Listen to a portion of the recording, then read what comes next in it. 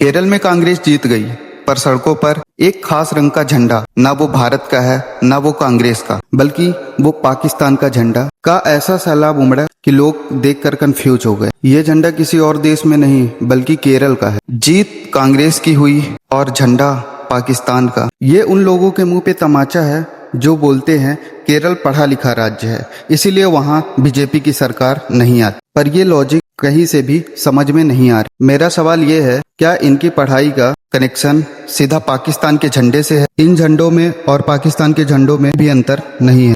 क्या केरल राज्य के पढ़े लिखे का मतलब ये है कि जीत की खुशी में अपने भारत का ही झंडा गायब हो जाए? भारत का छोड़ो, जीत में इनकी पार्टी का ही झंडा गायब है। क्या साक्षरता का मतलब यह है कि अपने भारत देश का तिरंगा झंडा ही गायब हो जाए?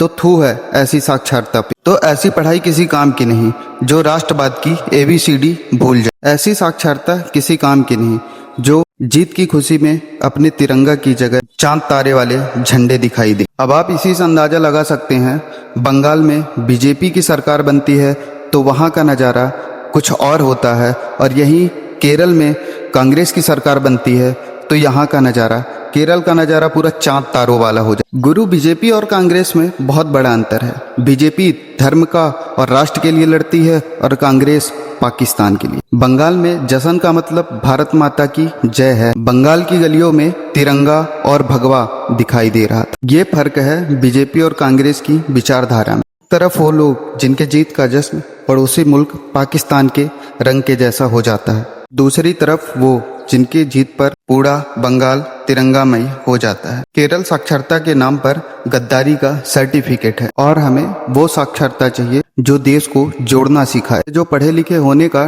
टैग लगा के घूम रहे हैं, तुम्हारी साक्षरता तिरंगे की जगह मजहबी झंडे लहराने पे मजबूर कर रही हैं, तो यकीन मानिए यूपी और गुजरात के वो लोग आपसे ज्यादा समझदार हैं, जो अपने राज्य के विकास को भी जानते हैं और मिट्टी की आन बान और शान को भी जानते हैं। अगर जीत भारत के किसी राज्य में हुई है तो तिरंगा भी अपने देश भारत का ही होना चाहिए, ना कि किसी मजहबी झंडे होने चाहिए। अगर वो अपना तिरंगा नहीं दिख रहा तो समझ लीजिए पढ़ाई में बहुत बड़ा झोल है। अपनी औकात और अपने आप को पहचानिए, नहीं तो साक्षर होने का घमंड नकाब उतरने में टाइम नहीं लगेगा। एक बात ध्यान रखना, राष्ट्रवाद से बड़ा कोई ज्ञान नहीं और तिरंगे से बड़ा कोई सम्मान नहीं।